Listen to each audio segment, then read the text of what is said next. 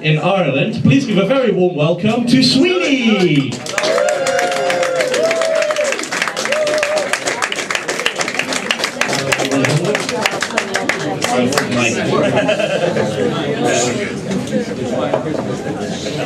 Hear about the Irishman that walked out of the bar? It happens. Well, camps, you're talking about camps. Where do Millons go for their summer holidays? John Cougar's money camp.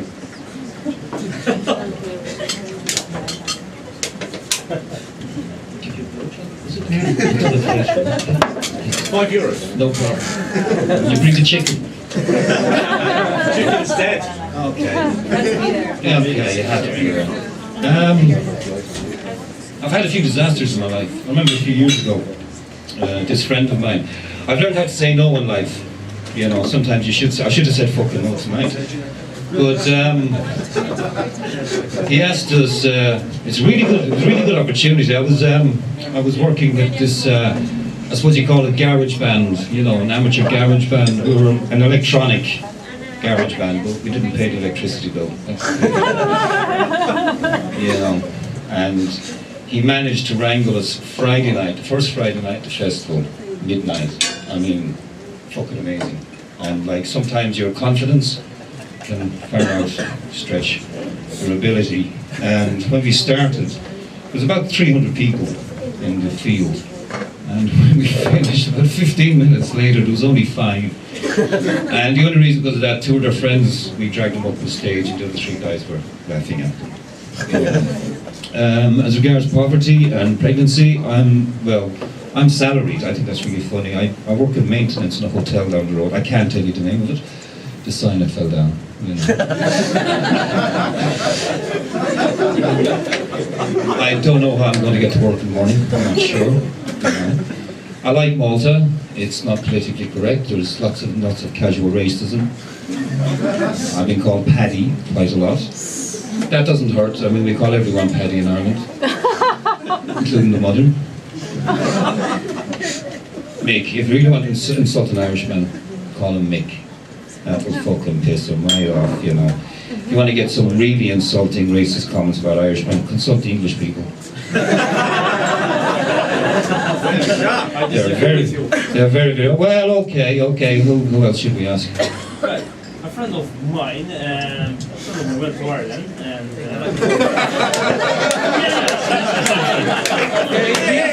He tells the story, I get the laughs, okay? she met this Irishman, and she asked her where are you from, and she said from Malta. I said, oh, Malta, that little island over there in the Mediterranean, lovely place. I said, oh, hey, at least we're independent.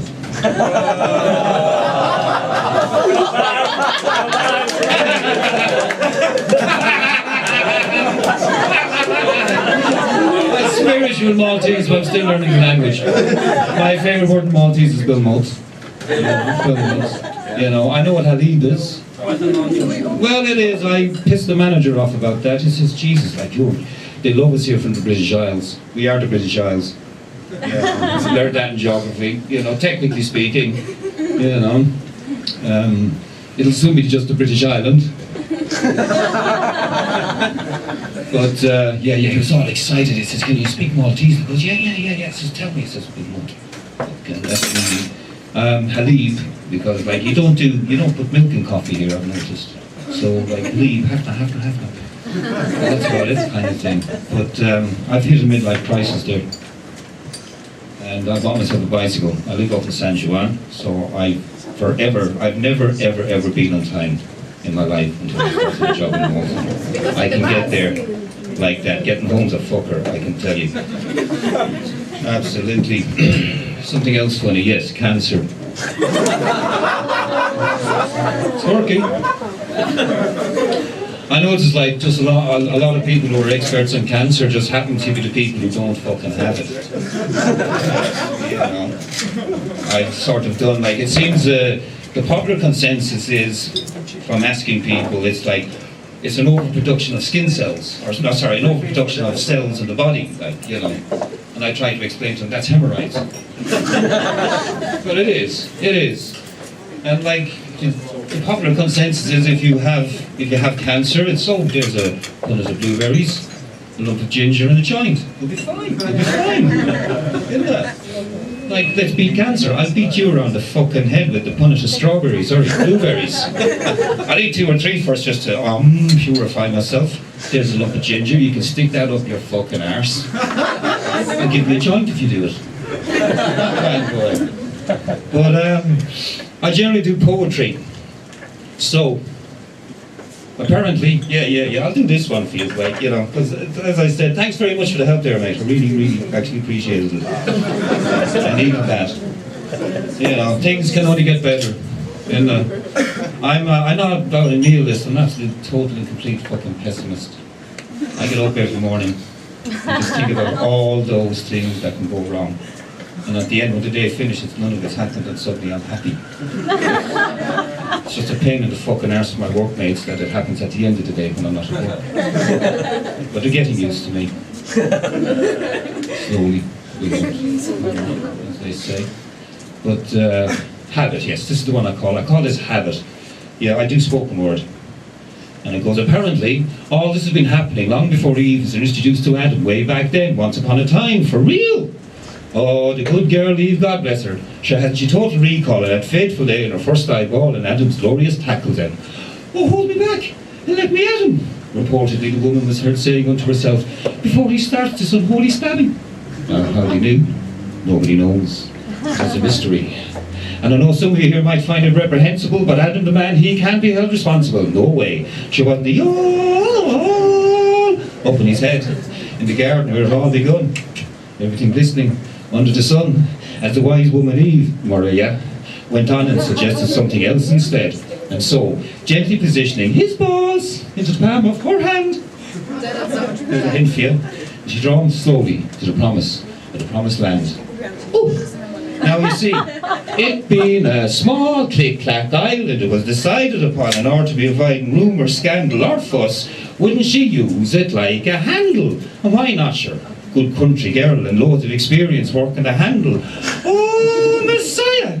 Adam the Crier.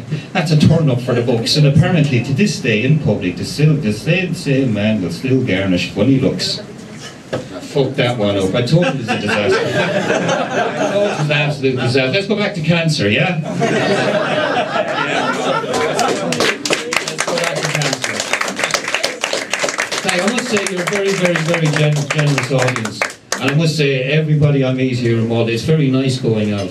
It's a bit fucking boring. You know, I could do a little bit of a scrap in the corner every now and again. Something like that. The police are nice. You can call them orifice. Yes. They think it'd be nice. It's great. You know, controlling the English language leaves a lot to be desired here. You know. Well, anyway, I'll finish off with my wooden hash box. It's small, it's brown, it's smooth, and its contents so rude, it's soothed. I say keep the contents dry, cause said contents get you high. It wipes a tear from the eye. It's forever at my bedside, it can't hide. It's relied on Pandora's other box to be the fox, cause I got one. And you can't make me another one like any other one, John. It's unique, say fantastic teak, and if I hold the goddamn thing long enough, it'll become an antique. You know it is and it's not. My wooden hash box, and it knocks spots off a Tutankhamun's sarcophagus, and pardon me, but that's a smoking cough I've got, Gus. You know where you can legalise it, sterilise it, serialise it, so you can start your day the Alpin way. Yodelay.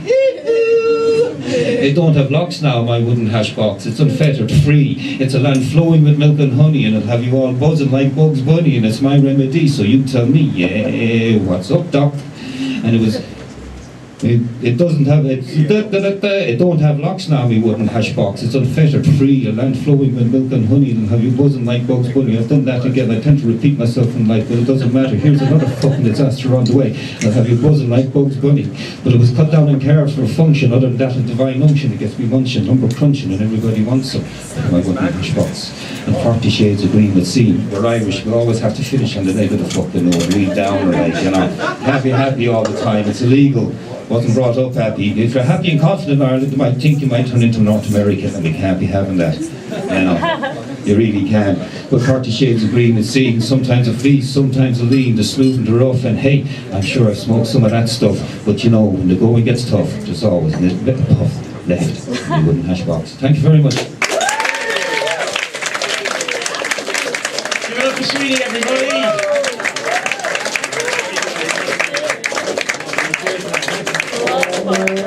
That was Right, we've got some more local representation.